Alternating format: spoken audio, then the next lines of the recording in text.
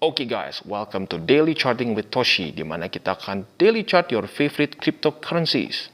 Cryptocurrency market koreksi tipis 0,86%. Tapi jangan lupa Bitcoin kemarin baru saja new all time high. Jadi buat kalian yang mungkin bearish waktu 28.000, 30.000 atau kalian sudah menjual Bitcoin kalian di harga segituan, ya gue turut berduka cita ya. Karena ya baik lagi, Bitcoin bull run is not over, atau cryptocurrency bull run is not over. Jadi menurut gue pribadi ya, Bitcoin akan bisa mencapai 100 ribuan lah. Di akhir tahun akan mendekati minimal ke 100 ribu menurut gue pribadi ya. Dan apakah kita masih punya kesempatan di dunia cryptocurrency? Menurut gue yes, masih sangat banyak atau masih sangat besar kesempatan kita di dunia cryptocurrency. Makanya kita harus secepat mungkin belajar. Dengan belajar kita bisa lebih efektif untuk bisa tahu beli di mana. Ya. Nah, kita bisa lihat rata-rata cryptocurrency sedikit terkoreksi ya, nggak semua. Salah satu contohnya yang paling gila itu Solana, kemarin malah mencapai, ya bukan cuma kemarin, sekarang sudah di atas $200, which is really cool ya. Dan proyek-proyek lain pun ada juga beberapa yang hijau. Tapi overall sekarang sedang sedikit terkoreksi.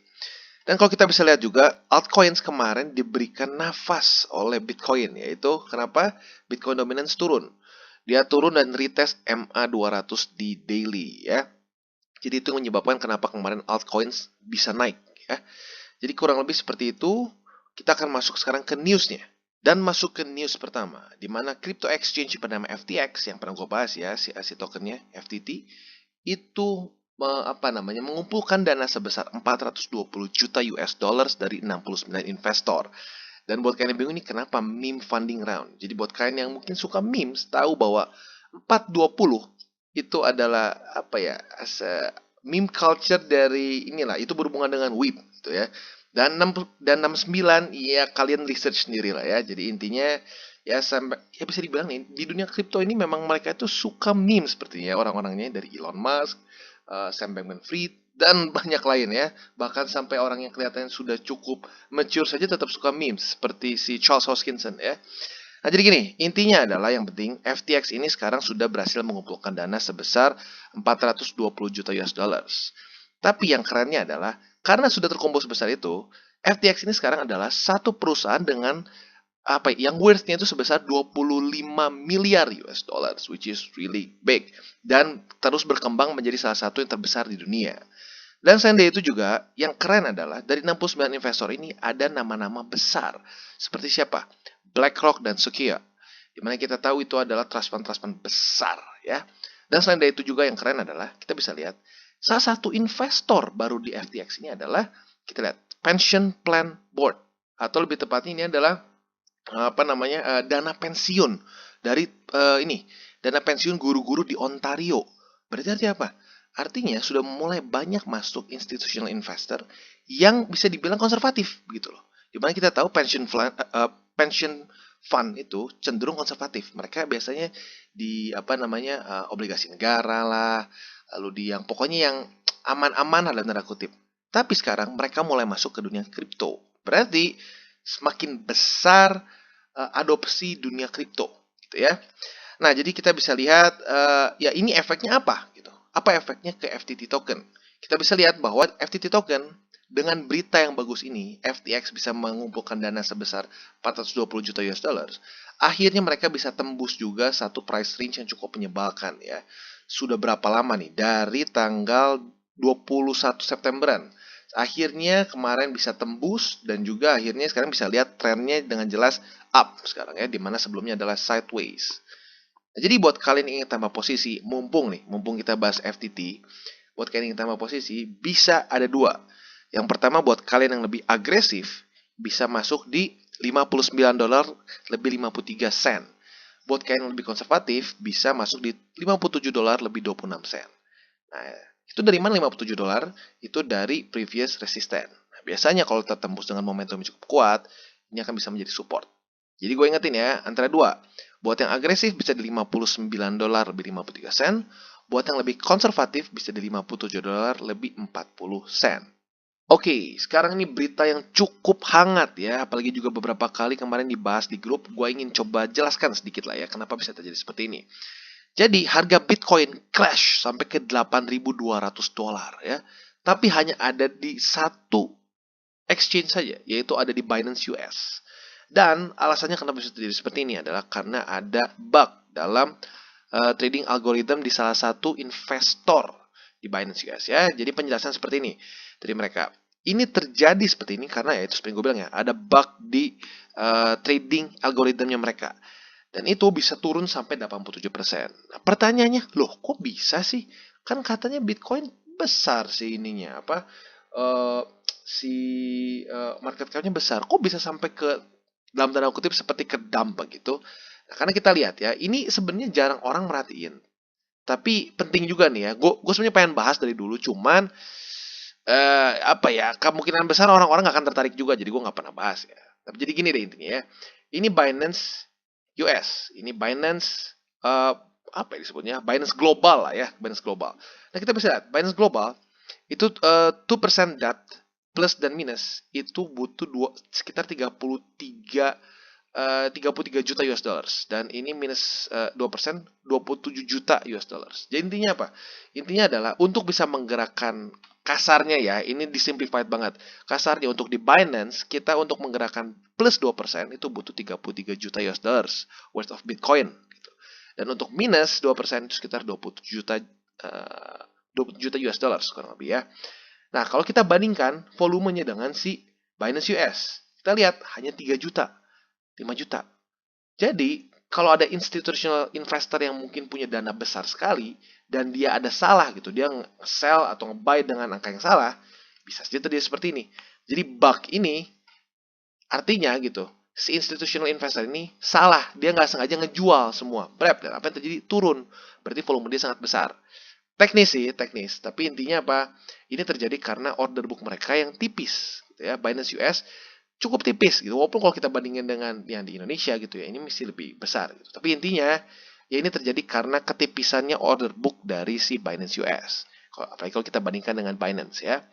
Atau kita lihat overall volumenya aja deh. Volumenya itu di Binance itu Bitcoin saja itu 4 miliar dibandingkan dengan Binance US yang hanya 149 juta gitu. Jadi ya bisa dibilang akhirnya dibenerin sih, dibenerin.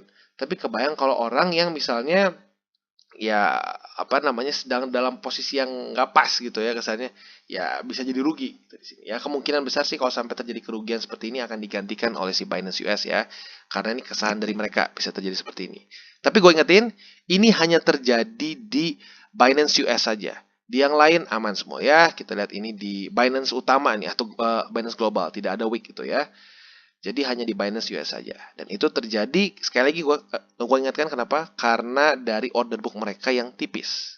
Jadi ya makanya gue lebih prefer selalu trading di exchange yang volumenya besar. Begitu. Jadi ya itu salah satu lagi pengaman gitu bahwa tidak akan ada kemungkinan kejadian yang seperti ini. Gitu ya. Jadi itu kurang lebih dan jangan panik. Ini kesalahan atau bug lah dalam sistem mereka. Ya. Oke, tadi kita sudah bahas sedikit mengenai Bitcoin dominance, sekarang gue ingin lebih sedikit dalam ya. Dimana kita bisa lihat Bitcoin dominance ini sekarang sedang ada penurunan di daily-nya ya. Sudah 2 hari terakhir merah. Dan bisa dibilang tinggal kita lihat nih, apakah 200 ini retest menjadi support gitu ya, atau dia akan tembus ke bawah lagi. Kalau menurut gue, ini kemungkinan besar Bitcoin dominance akan terpantul di 200 dan naik lagi ke atas. Dan ini yang bisa membuat Bitcoin menjadi menggila gitu ya, secara harganya bisa menggila dan altcoins kemungkinan akan apa ya sedikit lagging di belakangnya ya. Jadi kurang lebih Bitcoin dominance menurut gua akan mantul di 200-an dan apabila benar terjadi mantul di EMA 200, wah kemungkinan besar Bitcoin akan parabolic move. Dan selanjutnya Bitcoin, dimana gue sudah bilang ya jangan beli dulu karena akan ada koreksi ya dan benar ternyata terjadi koreksi. Ini bukan gua ahli nujum tapi ya gua baca teknik analisis. Karena menurut gua sudah cukup overheated ya, apalagi di sini lihat tertahan di Bollinger kemarin 2 hari sebelumnya close-nya ya. Nah, jadi kita bisa lihat bahwa di 4 hourly chart dia sekarang sedang terpantul oleh EMA 50. Kemarin gue bilang kita bisa beli di antara 60.000 sampai 61.000. Tapi sekarang sepertinya cuma dikasih sampai ke 62.000 ya. Jadi nggak apa-apa. Kalau gue pribadi, kita lihat apakah ini bisa close di atas MA50. Ini mungkin bisa menjadi buying position kita yang bagus gitu ya. Dan sekarang running ada di 63 ribuan. Jadi sebenarnya kalau kalian ingin average harga di sini sebenarnya oke, apalagi kalau terkonfirmasi bahwa MA50 ini menjadi support ya. Atau bisa juga kita konfirmasi atau kita beli apabila bukan terpantau tapi tembus MA20 di sini. Yaitu sekarang MA20 ada di 63.847 gitu ya. Jadi bisa antara dua itu, atau bisa juga kalian tetap tunggu di 60.000, pasang buy limit di 60.000 sampai 61.000. Karena masih ada kemungkinan bisa saja wick ke bawah dan posisi limit buy lu kebeli gitu ya. Jadi itu kurang lebih untuk Bitcoin. Antara 60.000 sampai 63 ribuan lah price range yang bisa kita beli untuk nge-average harga kita. Jadi kurang lebih seperti itu, dan apalagi kalau Bitcoin dominance ternyata benar terpantul di EMA 200, siap-siap Bitcoin akan menembus lagi all time high yang sebelumnya gitu ya. Jadi siap-siap, harus selalu siap dari posisi apapun gitu. Apa dia akan koreksi lanjut lagi ke bawah atau bisa naik ke atas. Itu dia gunanya teknik analisis. Ya, bukan untuk kita bisa tahu percis akan kemana atau beli percis di tempat tertentu, tapi kita bisa tahu potensi ke bawah sampai mana, potensi ke atas sampai mana ya. Jadi itu kurang lebih untuk Bitcoin. Dan Solana. Very good ya Solana. Solana nyaris, atau bukan nyaris lah, sedang mengejar all time high dia ya. Dimana all time high dia sebelumnya ada di $215. Sekarang dia paling tinggi kemarin tuh ada di 200 berapa nih? $205 ya. Sekarang running di $200. Dan kalau gue ngeliat gini, gue jadi inget random comment soal Solana waktu itu ya. Ada yang bilang, udah jual Solanamu, akan turun sampai di bawah 1 juta. Gue ngakak aja sekarang sih ngelihatnya gitu ya. Udah nyaris new all time high lagi. Jadi gini guys, kalau ada orang komen di bawah tanpa argumen, tanpa ada dia ngasih chart, ngasih links atau apapun buat lu pelajari, hiraukan. It's just noise, gitu ya. Kalau dia punya argumen untuk kenapa ini bisa turun, kenapa ini bisa naik, baru lu coba dengerin. Jadi kalau orang cuma random ngomong komen, jangan lu pernah dengerin. Karena bisa aja, gue yakin ada aja mungkin yang baca komen seperti itu dan ngejual, sekarang nangis lihat Solana sampai kayak gini ya. Jadi kita bisa lihat bahwa Solana dia bisa dijelaskan dengan teknik analisis kenapa dia bisa naik. Dan juga bisa dijelaskan kenapa dia turun seperti ini. Gue udah bilang Solana dari beberapa basicnya gue beli Solana itu dari $40. Kalau gue pribadi ya. Gue mulai bilang orang untuk keep an eye on Solana itu saat dia 80 sub $80. Dan gue bilang waktu sudah naik sampai sini, gue bilang ini Solana kecepatan naiknya ya. Solana terlalu overheated naiknya. Dia butuh koreksi. Dan benar ternyata saat dia butuh koreksi, karena nggak nyentuh-nyentuh EMA 20, akhirnya koreksinya lumayan serem ya. Turun sampai ke, ini berapa persen nih? Turun sampai ke 45% dari all time high dia. Nah dari sini ya ini, komen-komen, wah Solana akan hancur, bla bla bla di sini. Nah jadi ini sering kali terjadi gitu loh. Saat naik, wah nggak akan pernah turun, nggak akan pernah turun. Saat koreksi, ini akan hancur. Jadi don't be that guy gitu, don't be that guy. Jadilah orang yang bisa beranalisa gitu, melihat fakta, melihat data. Gitu. Saat sudah bisa seperti itu, kita jadi tenang. Ya kita tinggal lihat saja, oke, 200 MA20 ternyata ketembus. Oke, next di mana? Bisa ada Bollinger. Oke, Bollinger di sini. Lalu aduh, masih konsolidasi. Oke, kita lihat apa selanjutnya? Kita bisa tarik Fibo. Dan benar, tertahan Fibo, tertahan MA50. Dan terus seperti itu akhirnya naik lagi. Jadi itu dia gunanya teknik analisis, dan ini dia gunanya kenapa kita harus belajar TA. Karena kalau kita belajar TA, kita bisa melihat pola harga tuh mau kemana, ya. Nah jadi sekarang kalau kita lihat posisinya gimana nih bang, mau beli di mana nih? Sebenarnya kita bisa lihat bahwa ini ada support ya di sini. Ini tadinya resisten, di mana beberapa kali dia menjadi satu hambatan ya untuk Solana bisa menembus all time high sebelumnya. Jadi ada salah satu buying point yang lumayan bagus menurut gue adalah apabila Solana dia koreksi sampai ke 169, atau lebih amannya lu taruh di $170 ya. Dan itu bisa ada confluence dengan MA20 ya. Jadi yang pertama, buying opportunity-nya itu ada di $170 lah ya, $170. Dan kurang lebih menurut gue itu nggak bisa dibilang nggak agresif banget. Soalnya kalau sampai lu beli di harga $170 itu hanya overextension 5%. Jadi secara risk reward menurut gua menarik kalau sampai lu bisa dapat harga di $170 ya. Jadi itu kurang lebih untuk Solana.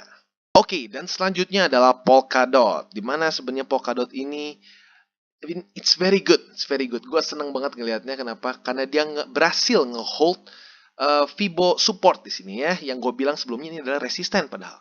Nah ini dia yang sekali lagi membuktikan bahwa TA works gitu ya. Not 100%, gak 100%, tapi it works. Dimana gue bilang kalau andaikan satu aset si resisten ini tertembus dengan cukup kuat, dia biasanya yang tadinya resisten ini berubah menjadi support gitu ya. Sama kayak perang, lu kadang-kadang kalau perang, musuh lu nih udah lu taklukin, mereka bisa jadi tentara lu gitu loh kasarnya ya. Nah, jadi ini terbukti lagi bahwa ini menjadi support ya. Dan kita bisa lihat bahwa di 4 hourly chart-nya ini lebih jelas lagi ya. Dia ketahan dengan sangat jelas kayak di Fibos ini. Nah, sekarang pertanyaan adalah, bro, dot beli di mana nih? Dot beli di mana nih? Karena itu yang menjadi pertanyaan paling utama biasanya ya. Beli di mana nih? Ya. Nah sekarang sebenarnya, eh kalau gue pribadi sih dot, gue kemungkinan besar sekarang nggak akan nambah lagi posisi. Karena gue jujur aja gue udah tambah beberapa posisi di daerah yang gue udah bilang sebelum-sebelumnya ya. Jadi, tapi kalau kalian yang telat, ya bolehlah berharap pasang aja limit di daerah $41 lah. $41. Berharap ya ada wick ke bawah lah. Jadi sekarang sebenarnya lebih ke wait and see gitu. Jadi sebenarnya buat kalian yang udah dengerin DCWT gue dari sebelum-sebelumnya pasti udah beli dot beberapa kali ya. Gue udah ada beberapa dot di daerah sini nih. Dimana itu adalah ya support si Fibo ya. Jadi ya buat kalian yang telat ya berharap aja ada wick ke bawah gitu ya. $41. Jadi itu kurang lebih untuk Polkadot. Dan sebenarnya gue udah bahas Polkadot tuh dari zaman dia masih di daerah sini nih. Dimana berita parachain mereka itu sudah mulai mau gitu ya. Baru desas-desus lagi mau. Ya seperti biasa ya. Orang-orang akan buying the rumor gitu ya. Dan ternyata terbukti buying the rumornya cukup kuat sampai menembus resisten. Dan akhirnya resistannya pun menjadi support gitu ya. Jadi kurang lebih seperti itu. Jadi itu dia kegunaannya kita ngerti teknikal, seperti ini kita bisa tahu kapan belinya, dan fundamental. Kita perhatiin kapan nih ada news-news penting dari kripto favorit kita, ya. Oke, dan selanjutnya adalah Serum, dimana gue sudah bahas Serum ini beberapa, kayaknya seminggu lalu ada deh gue bahas ya. Buat kalian yang belum nonton, ada ya cek lah di channel gue ya. Nah, jadi kita bisa lihat Serum ini sebenarnya ada satu support yang sudah berkali-kali dites dan ternyata cukup kuat ya. 1, 2, 3, 4, 5, 6, 7, 8. Wah, berapa kali ya? Terlalu banyak. Jadi ya ini lagi, the beauty of technical analysis. Saat satu price range atau satu harga lah ya, itu berkali-kali dites. Dan ya mungkin lebih tepatnya bukan harga fix satu berapa, tapi price range lah. Mungkin sekitar ya $7 sampai $6 lebih 90 sen, something like that gitu ya. Dan itu dites terus-terusan seperti ini, itu biasanya menjadi support. Dan ternyata benar kan? Kalau kalian beli di daerah sini terus, atau kemarin nih kan gue udah bilang nih, Serum beli di daerah sini. Buat kalian yang sudah beli ya congratulations ya, termasuk gue juga, congrats me ya. Nah jadi sebenarnya kalau lu mau nanya Serum sekarang beli di mana, ya paling bagus di sini kemarin ya. Tapi ya andaikan lu telat nggak apa-apa. Walaupun sekarang lagi masuk lebih ke wait and see ya. Karena kita bisa lihat di daily dia ini sedang berusaha untuk menembus MA20. Dan kita tahu MA20 ini adalah si tukang pukul ya. Kemarin sudah dipukul turun nih si Serum. Dia sudah retest MA20 tapi dipukul turun. Di sini juga retest dipukul turun. Jadi PR terbesar dari Serum itu adalah menembus dari si MA20 dan close di atas dari MA20 ya. Suka banyak yang salah pikir kayaknya. Kalau kayak gini dianggapnya udah tembus. No, kayak gini belum tembus. Tembus itu apa? Nih, konotasi gue bilang tembus. Tembus itu dia sudah close gitu. Contoh seperti ini. Dia tembus nih. Kalau seperti ini, kalau masih running seperti ini bisa aja udah tembus tapi turun lagi. Jadi nggak valid gitu. Jadi intinya dalam 19 jam ke depan, Serum PR terbesarnya adalah close di atas MA20 ya. Dan buat kalian yang ingin tambah posisi sebenarnya kalau mau konservatif ya sudah pasang aja buy limit di daerah sini lagi. Karena masih ada aja kemungkinan dia balik lagi ke daerah sekitar $7 sampai $6 lebih 90 senan lah. Masih ada kemungkinan seperti itu. Tapi buat kalian yang lebih agresif nih, wah bro kayaknya jangan-jangan bisa tembus nih naik ke atas. Ya sudah, bisa tambah posisi di MA50 yaitu di $7 lebih 36 sen ya. Jadi kurang lebih seperti itu. Tapi kalau kalian nambah posisi di Serum sekarang ya, menurut gue pribadi ini lebih ke buat long term gitu. Karena secara risk rewardnya nggak ekstrim menarik sekarang. Karena masih ada aja kemungkinan dia main di daerah sini terus, terpantul antara EMA 200 dan si support di $6 lebih 97 sen atau sekitar $7 lah ya. Jadi kurang lebih seperti itu untuk Serum. Oke, dan selanjutnya adalah Avalanche atau Avex ya, di mana kita bisa lihat dia rally dengan baik ya. Dia nembus MA20 kemarin dan berhasil ya bisa bukan cuma tembus tapi berhasil close di atas dari MA20 di daily. Which is really good. Dan buat kalian Avex yang sudah beli di daerah sini, congratulations ya. Gue sudah bilang di daerah sini oke nih sebenarnya untuk tambah Avex kalian. Tapi ya buat untuk long term ya. Jadi kalau buat kalian yang short term traders ya kan gue dibilang jangan beli ya. Tapi kalau lo beli juga ya lo untung sih sebenarnya. Nah sekarang pertanyaannya adalah di mana nih Gan? Atau kok Gan ya? Emang Agan ya? Di mana nih bro? Beli di mana? Kalau gue pribadi sekarang sebenarnya wait and see. Balik lagi. Kalau untuk gue pribadi masih wait and see. Karena dia baru tembus MA 200 gitu. Jadi lebih baik kita lihat dulu apabila MA 200 ini memang cukup kuat untuk menjadi support gitu ya. Karena sekarang baru saja tembus jam 11 ini ya. Nah, jadi kalau kalian ingin tambah tapi tetap nih, aduh gue pokoknya pengen tambah nih bro, gimana? Ya boleh saja sih kalau dia retest MA 200 atau lebih tepatnya gini nih, jangan retest, tapi harus mantul. Jadi misalkan dia konsolidasi dulu ke sini, terus dia mantul lagi di atas MA 200 atau close bullish candle di atas 200, lu boleh tambah untuk Avalanche ya. Dan jadi kurang lebih seperti itu untuk Avalanche dan lebih bagus lagi kalau dia sudah mulai dideketin oleh MA 20 dan terpantul lagi ke atas. Berarti momentumnya cukup kuat. Jadi itu kurang lebih untuk Avalanche. Dan jangan lupa semua yang ada di channel Crypto Indonesia ini bukan financial advice. Ini adalah semua sifatnya educational only. Ya, jadi jangan lupa untuk selalu manage your risk dan do your own research. Oke guys, sekian dari segmen Daily Charting with Toshi. Apabila segmen ini bermanfaat, boleh share dengan teman-teman dan jangan lupa untuk like, subscribe, klik the bell icon, dan see you on the next videos.